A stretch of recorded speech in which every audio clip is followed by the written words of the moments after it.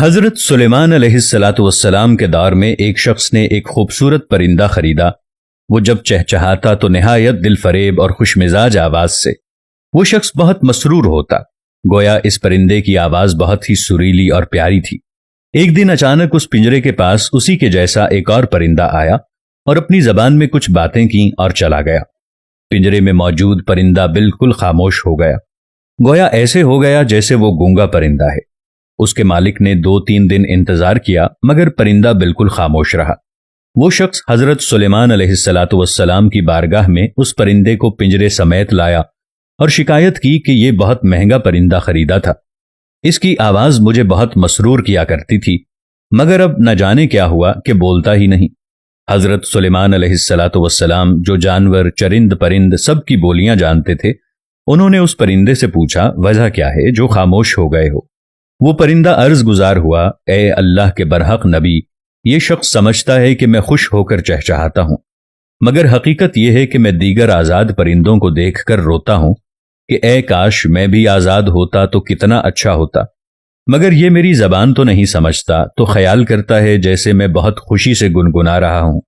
پھر ایک دن میرا ایک ہم جنس میرے پاس آیا اور کہا، یہ شخص تیری زبان نہیں سمجھتا بلکہ سمجھتا ہے کہ تو بہت سریلی آواز کے ساتھ خوشی خوشی چہچہا رہا ہے۔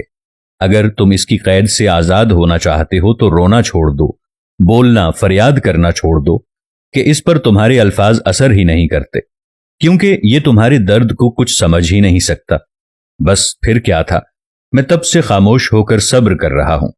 حضرت سلیمان علیہ الصلاۃ والسلام نے اس شخص سے کہا کہ پنجرہ کھول دو اور اس کو آزاد کر دو، کیونکہ اب یہ پنجرے میں کبھی نہیں بولے گا۔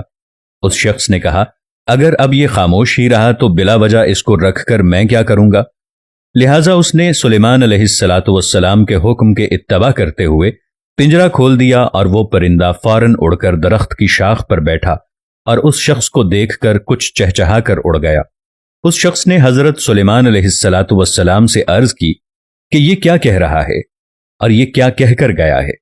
آپ علیہ الصلاۃ والسلام نے فرمایا کہ اس نے کہا کہ اگر تو بھی اپنے غموں اور مصائب سے آزاد ہونا چاہتا ہے تو خاموش ہو جا اور صبر کر، کسی سے کچھ شکایت نہ کر، تو تجھے بھی ایک دن سارے غموں سے نجات مل جائے گی۔ اگر آپ لوگ بھی اپنے غم سے نجات حاصل کرنا چاہتے ہیں تو اپنے آپ کو خاموش کر لیں اور صرف اللہ سے لو لگا لیں، آپ کے سارے غم، ساری پریشانیاں دور ہو جائیں گی۔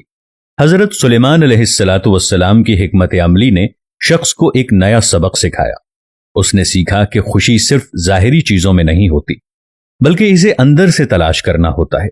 اس نے یہ بھی سیکھا کہ صبر اور خاموشی غموں سے نجات کا راستہ ہے۔